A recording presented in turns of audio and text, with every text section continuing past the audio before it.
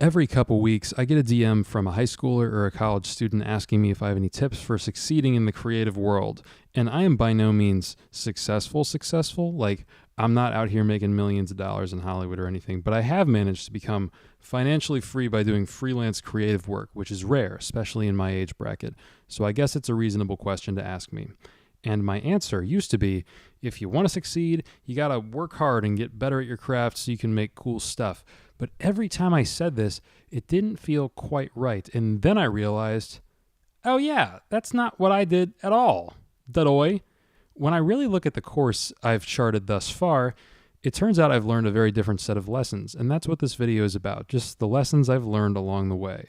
But before I go any further, a disclaimer is warranted. I'm not here to tell you what you should care about. When I say the word success in this video, what I mean is elevating your ability to move resources. This is going to be some real gnarly finance bro type beat type shit.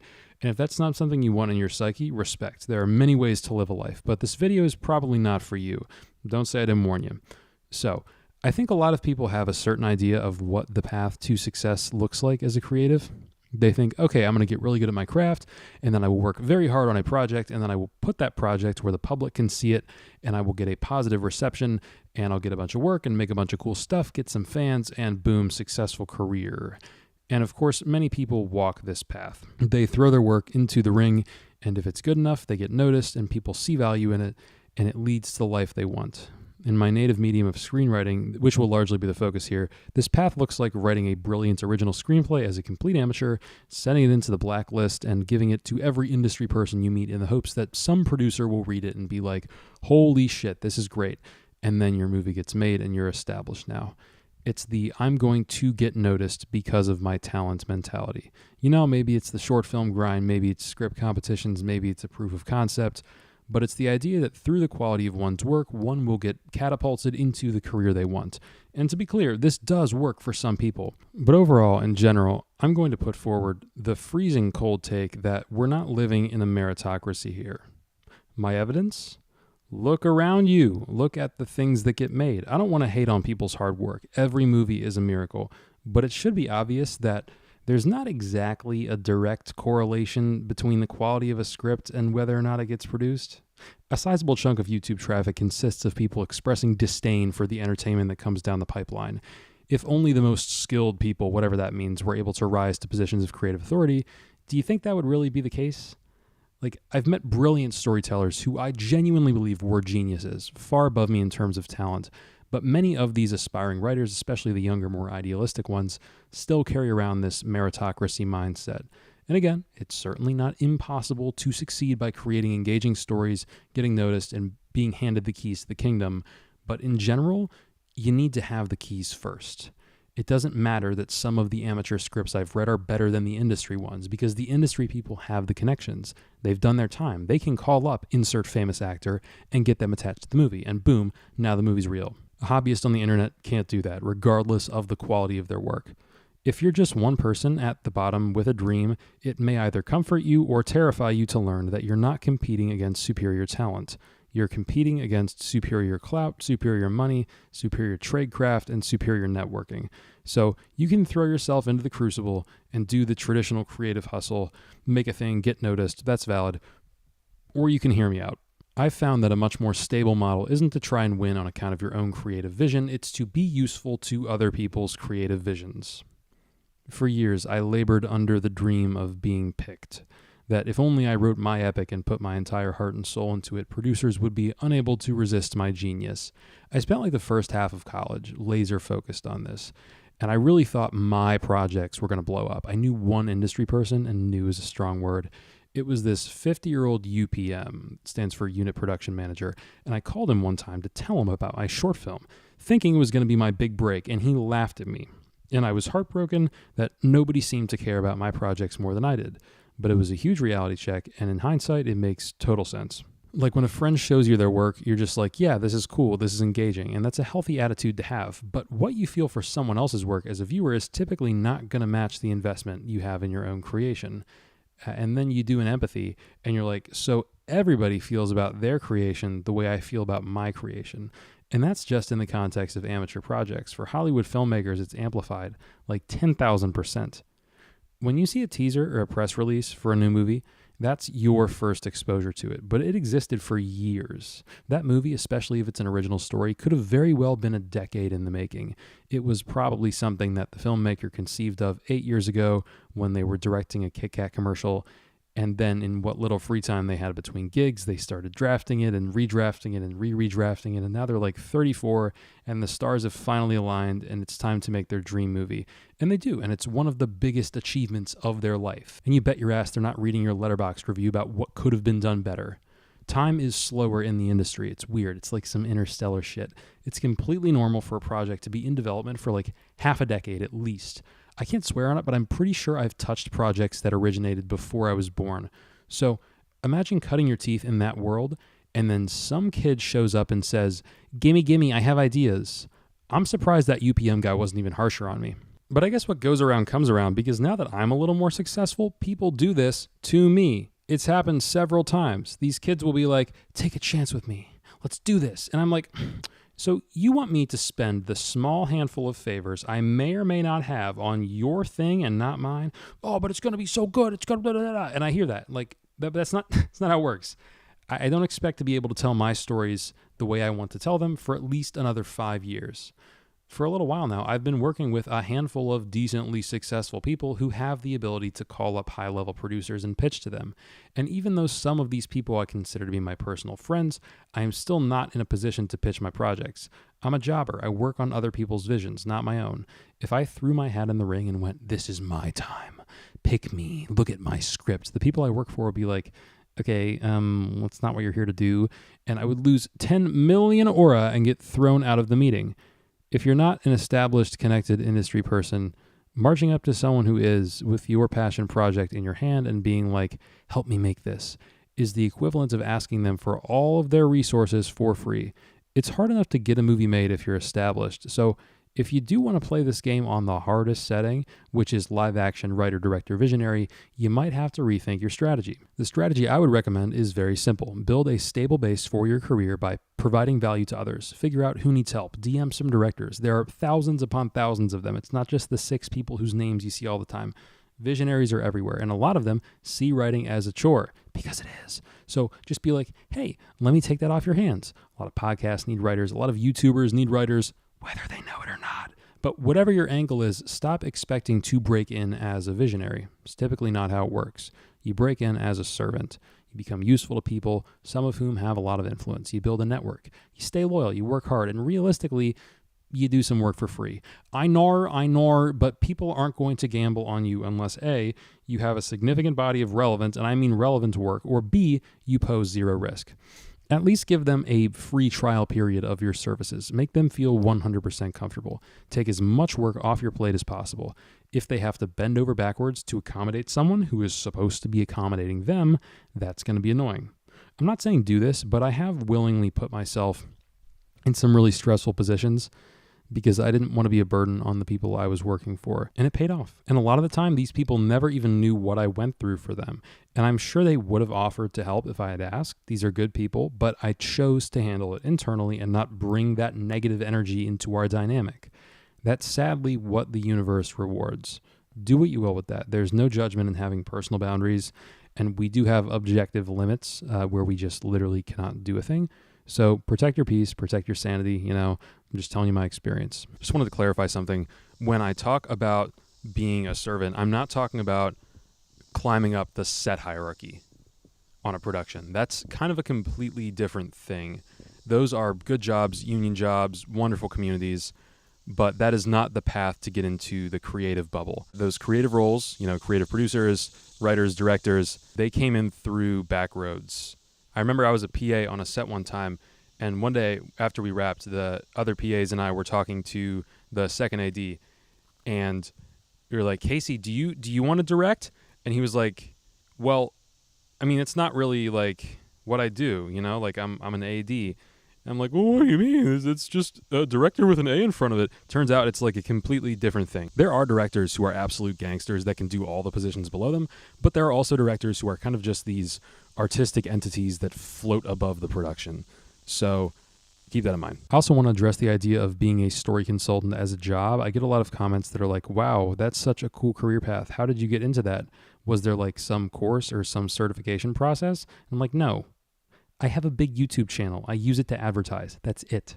There's no legitimacy to be had. And I'm pretty good at what I do, but there are like 8 billion people on this planet, and probably a decent amount of them could do it better than I do. Do I feel a little bit insecure about that? Yeah, sometimes. But it's not a meritocracy. Kids also ask me about what they should major in. I graduated with a general media production degree and a minor in marketing, but the degree itself isn't going to get you anywhere. I've worked for hundreds of people. I've never had to show a degree. There's no such thing as a legitimate art education. So if you are wanting and able to attend higher education, do it for the actual skills, not the prestige. Because all people are really going to care about is what you can contribute. Remember what I said about working for free, about giving people a zero-risk trial period? Well, that's kind of what my free YouTube content is. I just demonstrate my ability to solve other people's problems over and over again. My business model is, here is some value.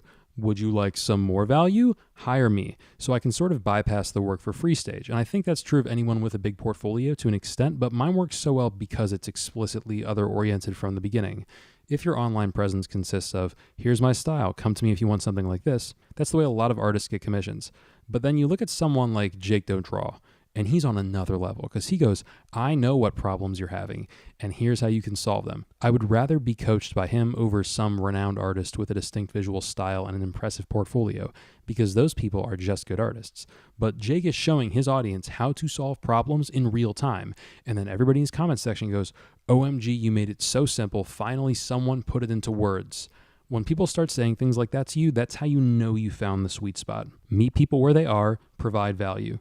You don't have to have a big public platform to do this. It certainly makes it easier, but you can also sow your seeds in Discord servers, in DMs, in your existing network. One of the first projects I did consulting for before the channel was just this 27-year-old alum I knew who was planning a low-budget feature. So I said, hey bro, let me help you build this thing out. And even though the movie never got made, it was still a really cool experience. I know I've made all of this marketing stuff seem somewhat depressing, especially since it runs counter to my overall sunny disposition. But while I am encouraging you to acknowledge reality, I'm not telling you to be realistic like a jaded parent would. You should see my bucket list. It's hilariously ambitious. In fact, I think you can push through the horrors. You'll find there's a deeper, more profound optimism underneath. An optimism that's actually based on reality. The fantasy says millions of people have great stories they want to make into big budget productions. Do you have what it takes? The reality says being a writer doesn't just mean working on things that get made. People will be like, such and such only has 1 or 2 writing credits, yet they get to do the big budget superhero movie? Like, yeah. What do you think? They just yoinked that person out of a crowd? They've been in the game. Do you realize how many projects are just floating around out there that people don't know about? For every Adopiary, I'd wager there are thousands of top-shelf, unproduced screenplays that never made it to the internet.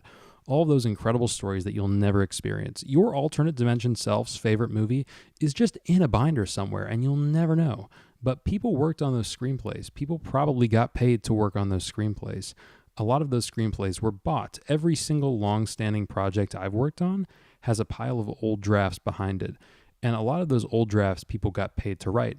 And then I come in and I maybe get paid to write my draft. Like, will it get made in its current form? Who knows? It's not really my business. I'm getting treated equitably. I'm doing what I love. It's fine. If your orientation to media is just as a consumer/imitator, you might not realize how much of the creative world is B2B. It's not all about likes and comments and how the public responds to you. Most of the opportunities happen behind the scenes. Some more good news. You can get emotionally invested in someone else's project. I have absolutely fallen in love with some of the stories I've worked on, to the point where I've worked for free, not as a marketing strategy, but because I genuinely cared. I've paid for tickets to fly myself out to work with people. So it's not all fake smiles and dragging your feet until it's your turn to be the visionary. If you love creating, you love collaborating. Even more good news, our cup runneth over. There are so many people out there who will be mentors to you. If you show up for them, if you show them that you give a shit and you're willing to put in the time and you know your place and you're not demanding favors, people will be so warm and welcoming to you. I feel like if I describe anything remotely strategic, people will jump to assuming it's a zero-sum game rife with backstabbing, but it's not. The creative world is fun. It's an exchange of value. It's a transfer of wisdom between generations. people do get fucked over, so you have to make sure you're being treated equitably, make sure everything is on paper, but you don't have to fuck anybody over to succeed. You can move with honor on these streets. Like, people have this socialist guilt thing where you're not allowed to talk about business in any context other than complaining about its existence. And if you do, you'll get side-eyed like, oh my God, that's so slimy, Lucas. How dare you talk about money? This whole time I thought you were a dirty-footed typewriter poet sustaining himself on nothing but creative bliss and non-GMO almonds, but you can do both. I genuinely love creating things and helping people create things, but I will also fully admit that you are my target market and I'm selling services to you.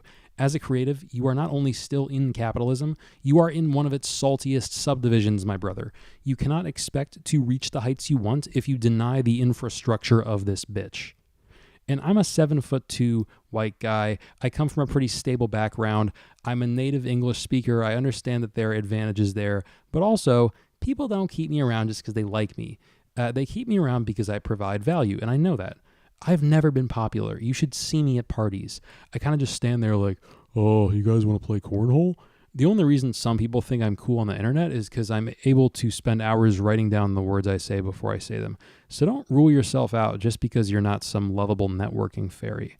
Being flexible and being accommodating and relieving other people's burdens will get you a lot further than being likable. Obviously, it doesn't cost anything to be courteous and polite to the humans you encounter, but if widespread likability is your whole product, your whole appeal, that's a dangerous game. The people who do get to the top by being likable in the public eye are in a riskier position because their brand has no spine. It's just, OMG, I love that guy. But then one day that guy slips up, says something a little unsavory, personal life leaks to the press, and it becomes a popular opinion cascade, and the parasocial high is disrupted, which is inevitable because it's an unnatural state to begin with, and suddenly that guy is just a guy, or worse. And what's left? What value did he add aside from being likable? Literally nothing. Poof.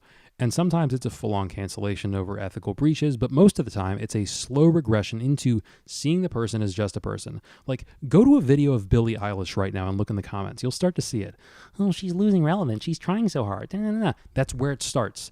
I think pop culture runs on soft parasocial bonds. Not full-on delusional, I'm in love with this person, but a subtler, more insidious form of idealization that most people, myself included, have experienced at one point or another. And it's so easy to shatter. I remember one time I saw a video of Bryan Cranston making a your mom joke at a convention, and I didn't think anything of it. But then I scrolled down and I saw one singular comment, which was, that was honestly so immature and uncalled for. And suddenly, the idealization disappeared, and I was like, yeah, that was kind of immature and uncalled for. And it damaged my perception of him as the coolest guy ever, and he became just a guy, which he is. That's how you're supposed to feel about another flesh and blood human. But at the same time, I do feel less inclined to watch Brian's work and keep up with his career. And I can't will that idealization back into existence. It's just gone over nothing. Just, don't you think she looks tired? That's all it takes. Just one misplaced note in the chord, and it sours you. It doesn't ruin you, but it just taints you a little bit. Remember when Jim Carrey did the Biden impression and everybody was just like, Look at Katy Perry right now. Look at all of the old YouTubers who didn't have big career-ending scandals and kind of just faded away. Look at the endless ebb and flow of hype and relevance and personal branding over the years, and tell me you want to bet the farm on that. Yes, being likable is a form of value, but it is the most unstable and easily destroyed form of value. For me, the thought of being behind the scenes and contributing to cool projects and slowly, steadily building a rock-solid base for my career is much more appealing. In a world of stars, be a planet, damn it. So yeah, this is just something for all the aspirers out there, mostly derived from my personal experience. Yours might be completely different, and I'd love to hear your story if it indeed runs counter to my own. I just thought this pragmatic angle was sorely lacking from the current how to be a successful creative discourse. All I ever hear is, oh, you want to be a pro writer? Just get good at writing. And as uplifting as that is, I don't think it's painting a complete picture, and I think it's causing young, success-minded creatives to expend their energy inefficiently, as I once did. Obviously, you won't be able to build stories for others, much less build your eventual masterpiece if you don't know how. So do work on your craft, but if you want to go big and you got no connections and no disposable income, you really shouldn't be hiring a story consultant. The best I can do is make your story rad as fuck, but chances are your rad as fuck story only has as much leverage as you do. Personally, I'd say split your time 70-30. 30 on your own work and 70 playing the market. But really, it depends on where you stand. We're all coming from different places. And obviously, this was more about like the live action film scene, which most of you aren't even gunning for in the first place. So just be smart, I guess, is my thesis in all of this. That's all. Have a splendid day, everyone.